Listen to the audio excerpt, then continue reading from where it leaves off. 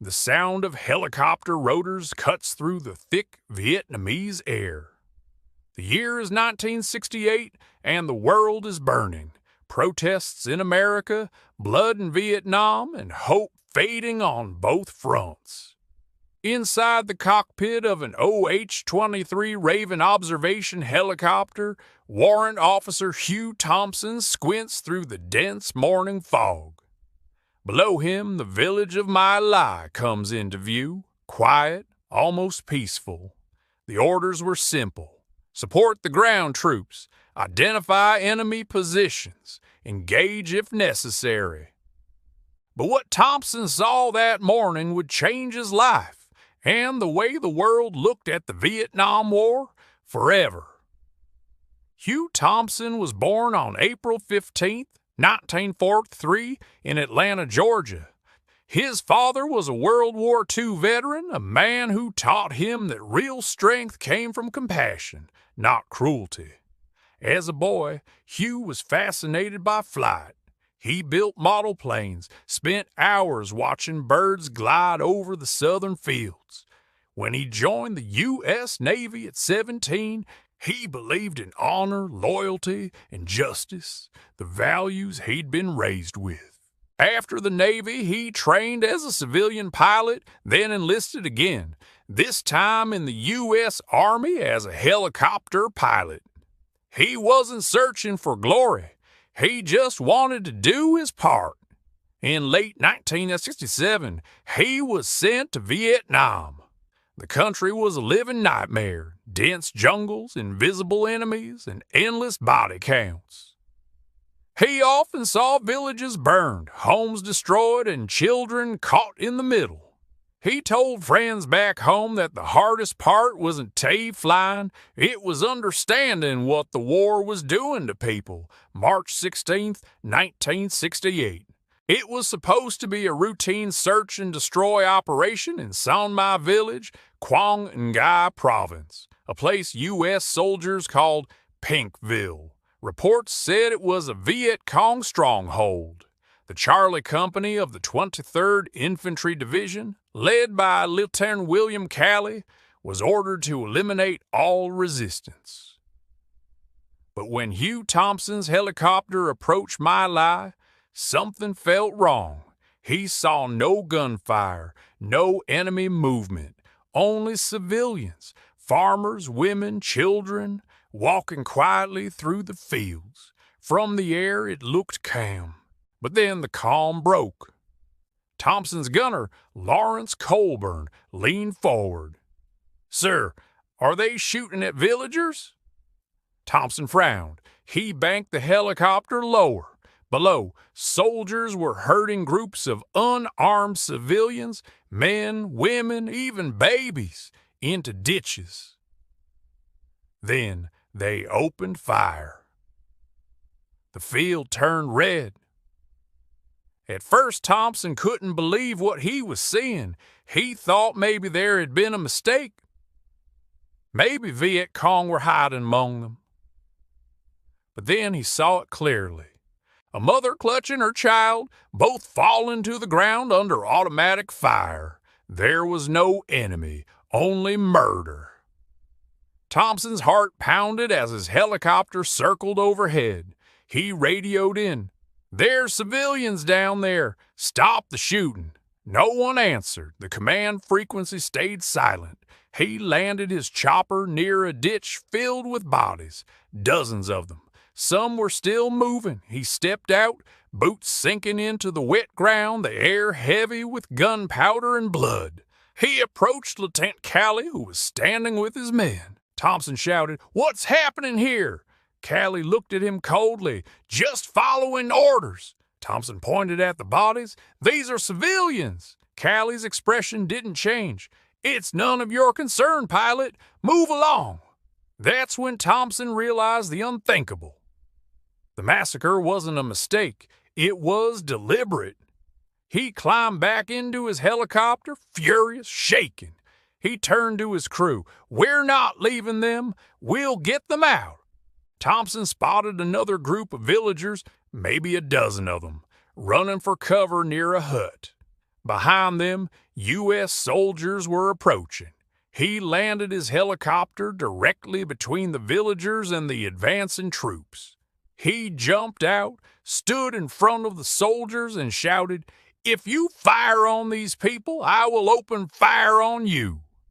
His voice cut through the chaos like thunder. The soldiers froze. No one dared move. Thompson ordered his crew to cover the villagers with their machine guns. Then he waved to the civilians. Come to the helicopter." Terrified and trembling, they crawled out. Old men, women, small children. Thompson called for 2 other helicopters nearby to help evacuate them. Within minutes, the villagers were lifted out of the killing zone. They survived because one American refused to obey an order that was wrong. After ensuring the survivors were safe, Thompson flew back over the village. What he saw below was hell on earth. Houses burned, bodies lined the ditches, more than 100 of them. Animals wandered through the smoke. No enemy soldiers, only civilians. He landed again, picking up a wounded child, a little boy shot in the arm. He carried him personally to a nearby hospital, shouting for medical aid. Later in his report he wrote, "I witnessed the deliberate murder of civilians by U.S. troops. I marked the positions of the dead. I can only say it was a massacre." But no one wanted to hear it. His superiors told him to keep quiet. The report was buried. For a year, nothing happened. In 1969, journalist Seymour Hersh exposed the My Lai Massacre to the world. Over 500 Vietnamese civilians had been killed, most by Charlie Company. The American public was shocked, outraged, and horrified. But amid the darkness, one name stood apart: Hugh Thompson, Jr., the man who tried to stop it. He was summoned to testify before the U.S. Congress in a military court. He told the truth, every painful detail. The response? He was condemned by many soldiers. He received death threats. Some called him a traitor. His mail was filled with hate, but others, quietly, slowly, began to see the truth. A reporter asked him why he risked his life for the villagers that day. He simply said, "Because it was the right thing to do. My country didn't send me there to kill women and children." After the war, Thompson returned to the U.S. a broken man. He left the Army, struggled with depression, nightmares, and guilt, not for what he had done, but for what he had seen.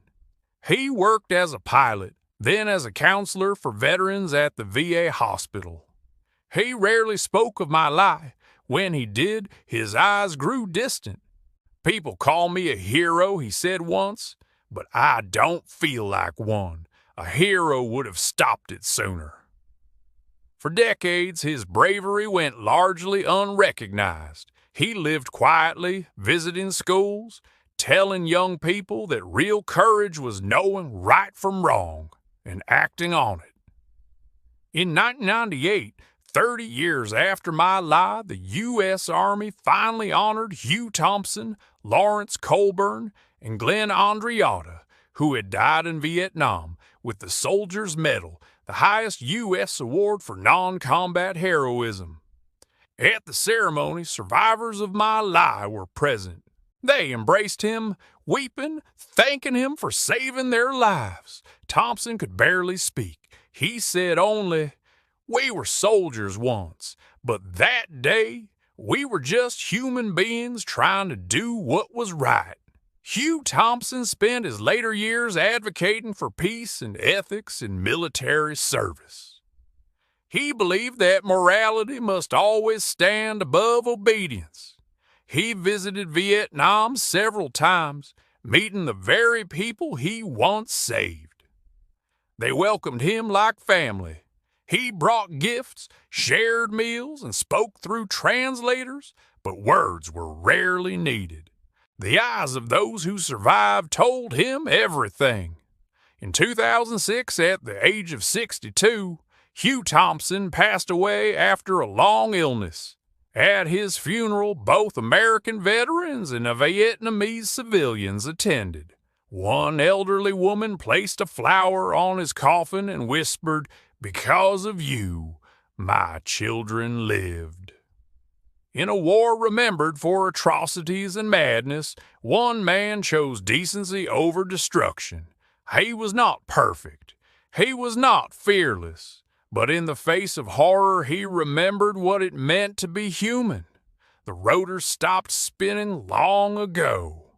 The jungle grew back over My Lai, but the echo of that moment, a helicopter landing between killers and the innocent, still lingers. History often celebrates those who fight, but sometimes the greatest heroes are the ones who refuse. Hugh Thompson, Jr., the man who stopped the massacre, the soldier who saved his soul by saving others. In the end, it's not about the orders you follow, but the humanity you defend.